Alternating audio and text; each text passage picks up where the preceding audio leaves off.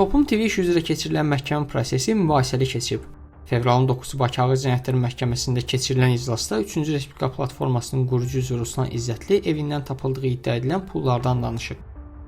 O qeyd edib ki, pulun ona aid olduğu iddia edilsə də, bütün əskinaslarda barmaq izi olduğuna dair sübutlar yoxdur. Stat: Mən sizi də anlayıram. Bu sistem belə qurulub. Ekspertiza nə rəy verir, onu təsdiq edirsiniz. Sabah zəng gəlsə ki, ABŞ vitse-prezidenti Ələsgər Məmmədlinin ev dustaqlığına buraxılmasını tələb edib və buraxılmalıdır, ona uyğun qərar verəcəksiniz. Bugün tarixçilər araşdırır və görür ki, Sovet hakimiyyəti nə cür məhkəmələr qurub və hakimlər orada necə iştirak edib. Sizin də bu məhkəmədə iştirakınızı gələcək nəsillər görəcək. Statın sonu.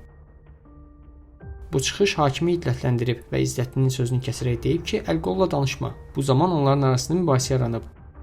3-cü Respublika platformasının spikeri Akif Qurbanov isə hakimə özünüzü sinif rəhbəri kimi aparsınız deyərək irad tutub.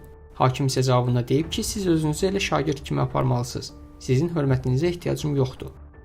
Bu dəfəki iclasda istintaqa rəy vermiş ekspertlərin məhkəməyə gətirilməsi və alternativ ekspertizanın keçirilməsi ilə bağlı vəsadətlər verilib. Lakin vəsadətlər qəbul edilməyib.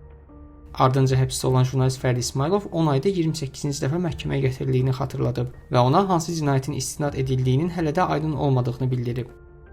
Stat: Sənədlərdə qeyd olunur ki, Fərdi İsmailov Toplum TV-də araşdırmaçı jurnalist olub. Vəssalam. Özünüz etiraf edirsiniz ki, hökumət bu ölkədə həqiqi jurnalistika ilə məşğul olmağı cinayət sayır.